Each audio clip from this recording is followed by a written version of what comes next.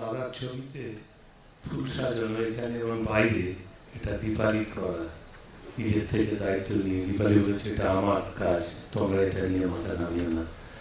বিষ্ণুপ্রিয়া এসেছে ব্যাঙ্গালোর থেকে, শুধুমাত্র আজকে দাদা চলে গেছে।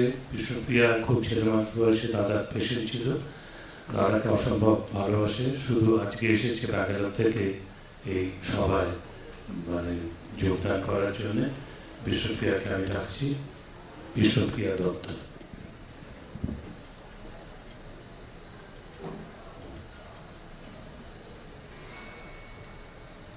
আজকে ডক্টর রায়ের সম্বন্ধে যখন সব কথাগুলো বসে শুনছিলাম, আমার নিজে খুব লজ্জা করছে এখানে দাঁড়িয়ে কথা বলতে, কারণ আমার বাংলাটা ভীষণ খারাপ হয়ে গেছে।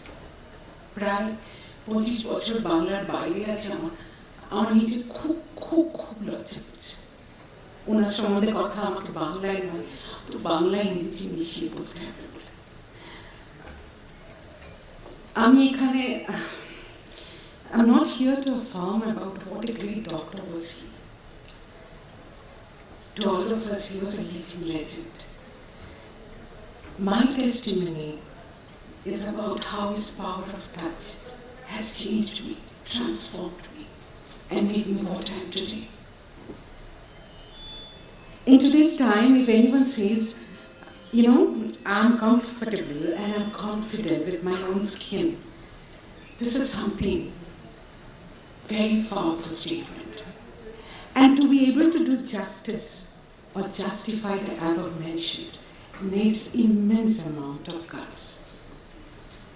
My association with Dr. Roy began in the year 1991 and ended in 1989.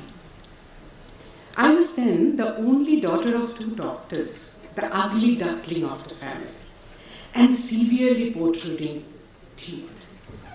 My father, he had already encountered and he already experienced the plight of his own 3 sisters with the same issue, was clueless what to do. And he wanted to give me the best, he wanted to try his best. And hence, I was introduced to Dr. Barin. I'm nobody here.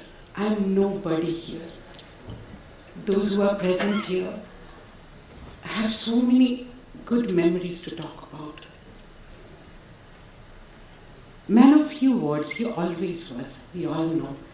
And he was the true celebrity. For me, he was not the celebrity dentist, he was the celebrity of my life.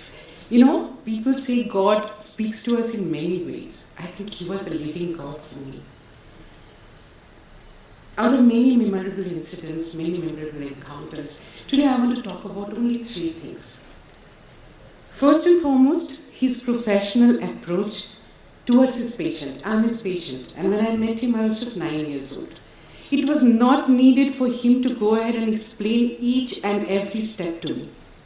He used to ask my dad to go outside and used to talk to me. And he told me, he made sure that I understood what's going to happen to me. He made sure that he took my consent. And he was making me ready.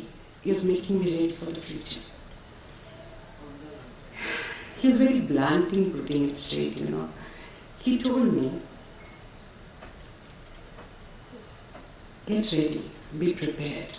What is coming is not easy. It's going to be very, very tough. Be prepared.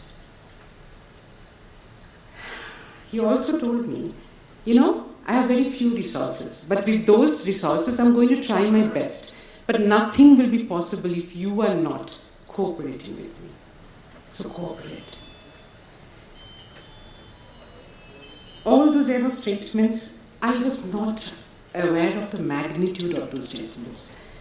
But all I understood was how valuable it was, how immensely valuable.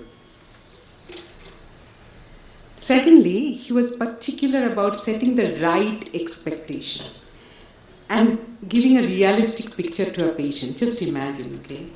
I used to travel from Bagnan. I don't know if any of you know the name of Bagnan or not. It was 1.5 hours of train ride. From there to take a bus, come to Waterloo Street. I don't know how it was happening, but all is something magical unfolding in front of me. One day he told me, and I distinctly remember, it's going to be tough, be prepared. You will be subject to humiliation, pain, unwanted attention. People will come and ask you. Self-doubt, rejection, low self-esteem, and lack of motivation. And then he told me the most important of all, be confident. Be confident of your own skin. Accept your limitations. Be aware of your own strengths. And be unique. To my surprise, every word he spoke came to be real, harsh reality. For the next 7 years, my braces became the talk of the town. I was a queer animal in the shape of a young Homo sapiens in the village of Barin. And I was subject to everything: body shaming, bullying, gender violation, racism, discrimination, and what not. And all those came not from my family, but whosoever I encountered, day in and day out. My schoolmates, my neighbors, my teachers, my friends, random strangers, and even my parents. Nowadays, we talk a lot about the importance of therapy and counseling along with the mainstream treatment. Who could have ever imagined? In those 80s, he was actually playing the dual role of my dentist and my therapist. Just imagine, I was nobody to him. I was just a patient. What a visionary was he. His words were the only hope, and he was the only person who actually accepted me with all my flaws and limitations. From 1989 to 2019, almost 3 decades, we had no connection. And finally, I was reconciled with my God, all thanks to Monia. In December 2019, I met him again, and I was this time accompanied by my husband. And when we visited him, I was just savoring all those moments. It was like, playing back everything. With him being around, with Auntie and her wonderful, wonderful lunch spread. And we were exploring his collection. And after that, there came a moment when I shared the same frame with him for the first time and for the last time. It was magical. I don't know how to go ahead and talk about it. There was I standing behind the man who was everything to me. In truest sense, had made me what I am today. He was made me comfortable with my own skin. And I have developed a no-nonsense attitude. I don't care. And who was instrumental behind that? Dr. Barin, the one and only celebrity in truest sense in my life. And the biggest part is he was so blissfully unaware of all his contributions. Tears trickled down and time just stopped. My husband, he's a Keralite, he was too mesmerized by what was happening. Dr. Roy's home and Auntie was for him straight from his childhood fantasy. The Bengali novels of Tagore, Chandra Chatterjee, Bishnupriya, and many more. It was a dream come true experience and moment for him. The only person who witnessed this magical moments unfolding was Monia. Auntie was coming and going off and on, full of energy. My happiness was full up to the brim, and I felt, for the first time in my life, I felt I'm actually at home. It's nothing less than my own bubble buddy, which is not there for me.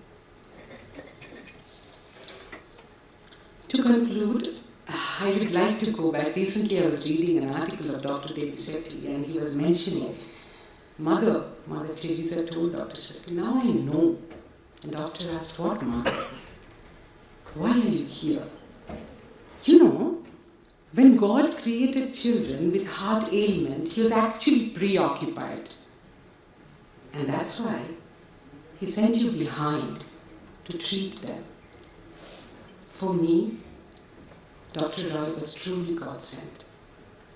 And he repaired all my imperfections. I don't know whether I'm perfect or imperfect, but to his eyes, to me, I think today if I am standing tall with all my humiliation, today if I am standing tall in front of you all, this is his gift to me, the greatest gift a doctor can give to a patient.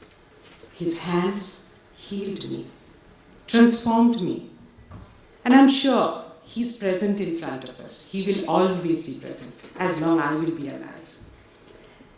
And I can reiterate with pride that I haven't let you down.